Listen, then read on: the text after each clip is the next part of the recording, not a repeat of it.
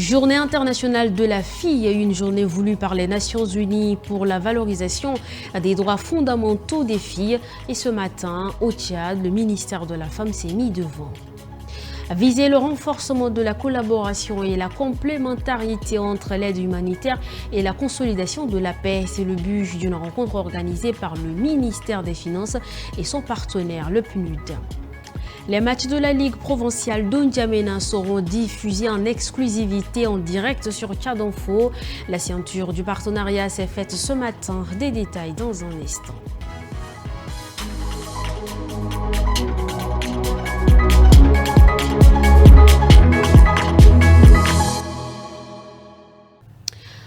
« 19h45, porte du week-end. Bonsoir et bienvenue si vous le rejoignez. Le ministère de la Femme et de la Petite Enfance et l'Organisation des Nations Unies pour l'Enfance célèbrent ce 11 octobre 2024 la Journée internationale de la fille. Cette célébration placée sous le thème « La valorisation des filles pour l'avenir » a été marquée par une cérémonie organisée dans un hôtel de la place. Compte rendu de Rimteta Alfred et Solmengar Maxime rendu par Asomok Jumleila.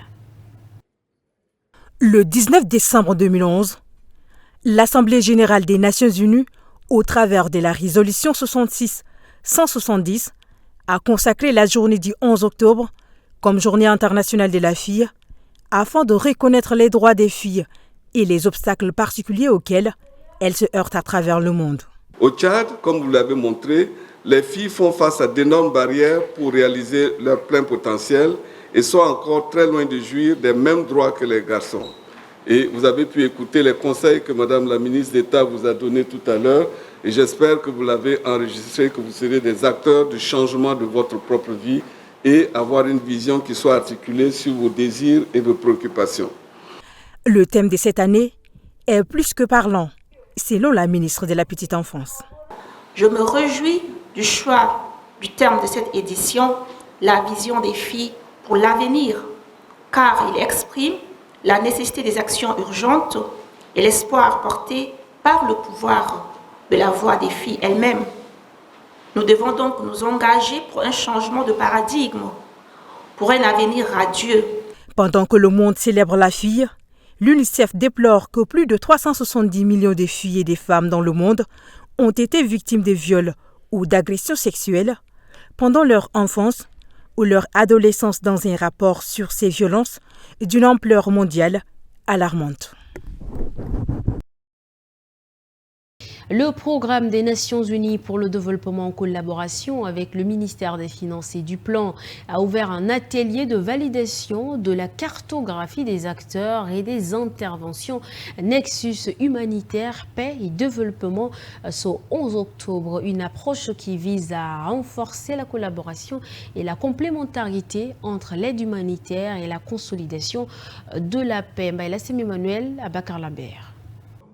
Cet atelier vise deux objectifs. Premièrement, la présentation du résultat de la mission d'élaboration de la cartographie des acteurs et des projets dans le domaine humanitaire, de développement et de la consolidation de la paix. Secondo, la mise en place d'une base de données Nexus HDP et l'outil de suivi et évaluation de la dite cartographie pour une bonne gestion des crises humanitaires dont le Tchad fait face dans une synergie d'action. La cartographie des acteurs du Nexus humanitaire développement paix est un outil essentiel pour la coordination des interventions dans des contextes complexes. Son utilisation permet d'identifier les parties prenantes, de clarifier leur rôle et d'optimiser les synergies entre les différents secteurs d'intervention. Il est attendu à la fin de cet atelier la validation de la cartographie des acteurs et des projets humanitaires de paix, de développement et les recommandations pour une bonne opérationnalisation du Nexus humanitaire, paix et développement. C'est par le biais d'une conférence de presse tenue ce vendredi 11 octobre que le directeur général des douanes et des droits indirects général Ousmane Brahim Djouma s'est exprimé devant les médias. Ce dernier a récemment parcouru les circonscriptions provinciales des douanes dans la zone septentrionale où il a effectué une visite de travail du 4 septembre au 5 octobre, notamment à Kouri 35 et Kouri 60. Je vous propose un extrait. L'objectif était principalement d'aller observer de viser les difficultés qu'il encourt, et les douaniers et les opérateurs économiques. Et nous avons eu à déceler, n'est-ce pas, beaucoup de failles.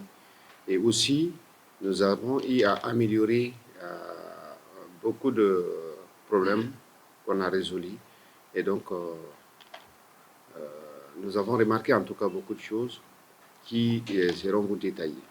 Le centre intégré des services multisectoriels de l'hôpital provincial d'Odoba forme du 10 au 12 octobre les femmes, les filles ainsi que les couches vulnérables sur l'entrepreneuriat et la transformation des produits locaux. La séance se déroule dans l'enceinte de la cellule de liaison et d'association féminine CELIAF d'Odoba. Tolobé Dieudonné, rendu par Atarana Idongarti. Cette formation vise à rendre autonomes les femmes et filles ainsi que les couches vulnérables victimes des violences basées sur le genre. Pour les organisateurs, les victimes de VBG portent en elles des traumatismes et par conséquent ont besoin d'accompagnement. Aux participantes, durant 3 jours de théorie et de pratique, vous devrez être en mesure d'entreprendre pour être autonome, de fabriquer le savon liquide, le savon de linge et toilette, de produire la farine pour la bouillie enrichie préfabriquée. Restez concentrés durant la formation pour ne rien rater afin d'être autonome. Quant aux apprenantes, après 2 jours d'exercice pratique, les connaissances acquises, disent-elles, vont leur permettre de se prendre en charge. La formation se passe très bien. Nous sommes vraiment motivés et surtout intéressés par cette formation parce que c'est beaucoup plus pratique. On a commencé depuis hier avec l'entrepreneuriat, c'était théorique et aujourd'hui nous avons entamé avec la pratique de la fabrication du savon, linge et puis liquide. Cette formation est bonne. Je demande à l'équipe de séisme de continuer avec cette formation, ça va beaucoup nous aider les femmes. C'est une initiative du ministère de la Femme, de la Famille et de la Protection de l'Enfance et ses partenaires en collaboration avec le ministère de la Santé. Rencontre diplomatique au Tchad vers une coopération renforcée. Le ministre de l'Aménagement du Territoire poursuit sa mission à Doha. Les couloirs de transhumance au centre d'une rencontre à Barazoum. Le développement dans l'actualité en bref. Le ministre d'État, ministre des Affaires étrangères Abderrahmane Koulamala, a reçu ce vendredi 11 octobre une série de diplomates accrédités au Tchad.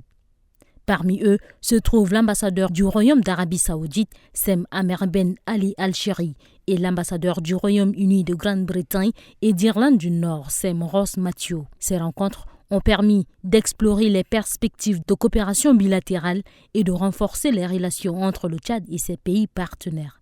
Ce matin, une rencontre avec le directeur général de l'autorité des travaux publics a eu lieu.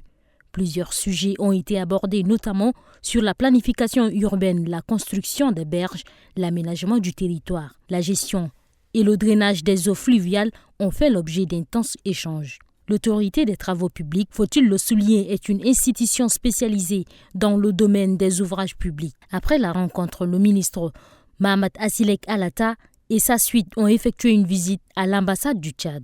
Il a été accueilli par le premier secrétaire Oumar Al-Farik Younous et le personnel. Le ministre, lors de sa visite, a encouragé et remercié l'ensemble du personnel de l'ambassade pour leur disponibilité et leur dynamisme, pour leur détermination quant au déroulement de la mission. Le secrétaire général du département de Bar Azoum Dido Ali Abacha a présidé à Amtiman une réunion regroupant les chefs de canton du département, les membres du comité de gestion des couloirs de transhumance et le commandant du sous-groupement Genente. Cette réunion vise à préparer l'accueil des transhumants et la mise en place des stratégies efficaces afin de surveiller, contrôler des couloirs de transhumance et les aires de stationnement. Il s'agit d'assurer une gestion optimale de ces espaces pour prévenir le conflit et garantir la sécurité des transhumants et des populations locales. Les participants ont fait un état des lieux de la situation actuelle concernant la transhumance dans le département en mettant en évidence les enjeux et les défis à relever. Des échanges constructifs ont permis d'identifier les principales problématiques et de proposer des solutions concrètes. Ce matin, au siège de la Ligue de football de N'Djamena a lieu la signature d'une convention entre la Ligue et le groupe de médias Tchad Info. Cette signature permettra au groupe de diffuser en exclusivité les matchs du championnat de la Ligue de football. Écoutons les deux parties dans cet extrait proposé par Bonaventure. Grâce à cette chaîne, nous avons l'opportunité de voir le championnat de la Ligue provinciale de N'Djamena sur le plan national qu'international. Aussi, grâce à une diffusion régulière et de qualité, nous avons eu l'opportunité de sélectionner des joueurs pour l'équipe nationale de Sao. Nous voulons non seulement toucher nos fans existants, mais aussi attirer de nouveaux passionnés. Le football a ses pouvoirs uniques de rassembler les gens et avec Tchad Info TV, nous avons l'occasion de renforcer notre communauté. En marge également du championnat de la Ligue provinciale de football prévu le 18 octobre au stade de Paris-Congo, les acteurs de l'arbitrage sont conviés à une formation de recyclage. On fait le point avec Gambi Daniel et Bonaventure à Ralumbaye. Au total, 55 arbitres, dont 34 présents pour prendre part à cette phase de formation théorique de recyclage. Ceci dans l'optique de les permettre d'être outillés sur la direction des matchs dans toute sa complexité. Et ce n'est pas le formateur qui dira le contraire. Toute la journée, nous allons aujourd'hui discuter sur 6 topics. Ça veut dire la faute de main. Nous avons le tacle et duel. Nous avons les hors-jeux. Nous avons les incidents dans la surface de réparation. Et ensuite, nous allons travailler sur, n'est-ce pas, les fautes tactiques.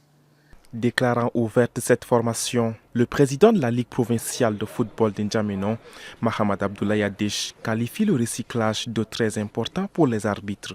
En tant qu'arbitre, vous êtes les gardiens des règles et des valeurs qui font la richesse de notre jeu.